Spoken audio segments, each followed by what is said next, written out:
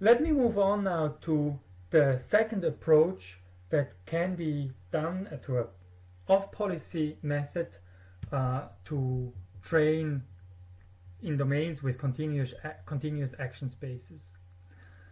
So this method is Deep Deterministic Policy Gradient, DDPG, and I would like to warn you here already that the name is really confusing because DDPG is actually much closer or more closely related to DQN than to policy gradient.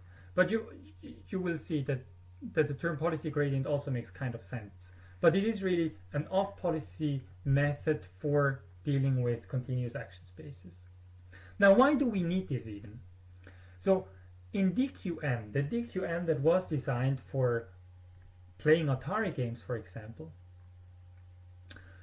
discrete actions of the Q values, so the Q values of the discrete actions are given for NA different actions are given as the activity of NA output neurons of the neural network with parameters theta and an input given by the state S. So we really give this state S as input to a big neural network which has NA output neurons, and these NA output neurons give the Q values for that given state. Now for continuous actions, there are in fact infinitely many values. So obviously we do not want to scale the output layer to infinite dimensionality. Now what is the proposed solution? So the proposed solution here is to use actually a policy network, pi psi here, that maps the states S deterministically to continuous actions A.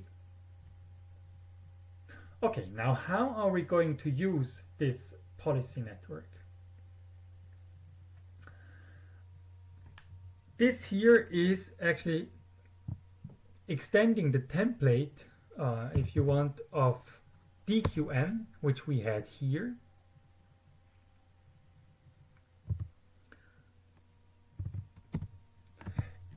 But now we have additionally the terms that are in red.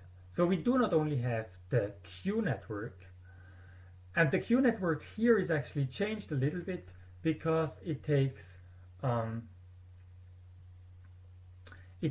actions and states as input, and the output is a single value which gives the Q value for that particular state action pair. And additionally, we have now the second policy network that is parameterized by parameters psi. We again have the replay buffer, and we use the target networks and also a target network for the policy. Now, instead of choosing actions in an epsilon greedy manner, this time the actions are chosen by feeding the state into the policy network, computing this output of the policy network, and adding a little bit of noise. So this epsilon is a normal distributed random variable that allows to explore a little bit around the value that is given by this policy network. And then with this action that is composed of the output of the policy network plus some noise, we run the environment and observe reward and the next state st as in DQN. We store it in the replay buffer, sample random mini batches from the replay buffer, and now again here is a special thing. Instead of running here the maximum over Q SA, as we could do in the case of discrete actions, this time we just use our target policy network to compute the action that would be given for that state that we sample from the replay buffer. And because the network and because the policy is deterministic, actually this is also the maximum. So that's really the reason why we need here a deterministic policy.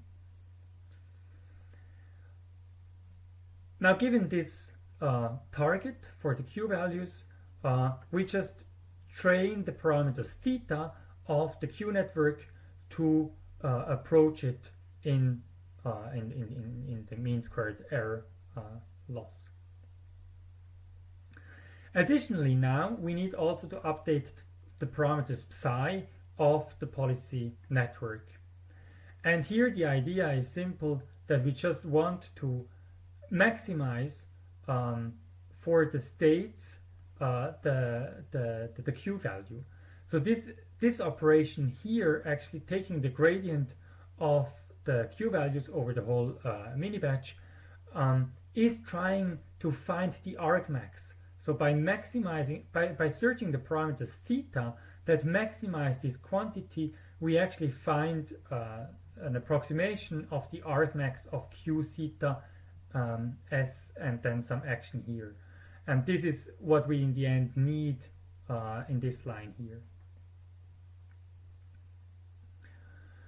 Well, then, as in DQN, we increment t and reset from time to time the target Q network and the target policy network.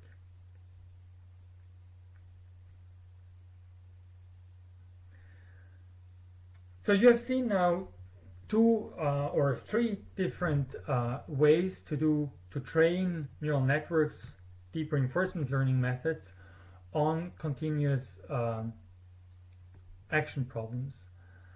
Here I show you some results, some learning curves that were obtained on running on different environments, like the half cheetah environment, here a hopper environment and a swimmer environment. The goal in all these environments is basically to move the agent. It's still a rather simple simulated robotics agent. Here the hopper needs to hop on this one leg, and the swimmer needs to move by, you don't see the joint here really, but it would move its joints to move a little bit like a very simplified version of a fish. What you should see here in these learning curves is, in the first case, in the half cheetah environment, DDPG actually is most of the time ahead of PPO and TRPO. We did not discuss this ACTR, which is yet another variant of a model-free on-policy method. But in another environment, here in this hopper environment, DDPG is actually much worse than TRPO and PPO. And in the swimmer environment, it seems even that this TRPO objective, or this TRPO method, is really much better than all the other methods. So it's really, so all of these methods, on and off policy algorithms for continuous domains, work more or less well. And in the end, it really depends on the environment which method works best. That's, I guess, always the case, and it's an example of the no free lunch theorem. To summarize this part, DQN can be adapted to domains with continuous actions by training an additional deterministic policy network, P of psi.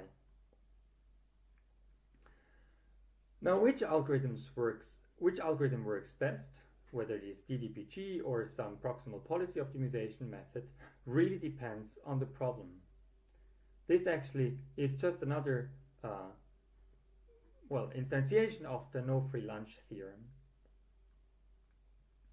We did not really discuss in this section here an important problem that we usually see in deep reinforcement learning. This problem is sufficient and efficient exploration. And sufficient and efficient exploration is really crucial to reach good performance. So this usually has a strong impact on the learning curve, whether one does good or not so well explore the environment. A simple strategy for policy gradient methods is usually to add an entropy regularization term such that the policies do not become deterministic too quickly, such that the entropy of the policy remains high most of the time. But there are more advanced methods, for example this soft actor critic method that we won't discuss in this lecture.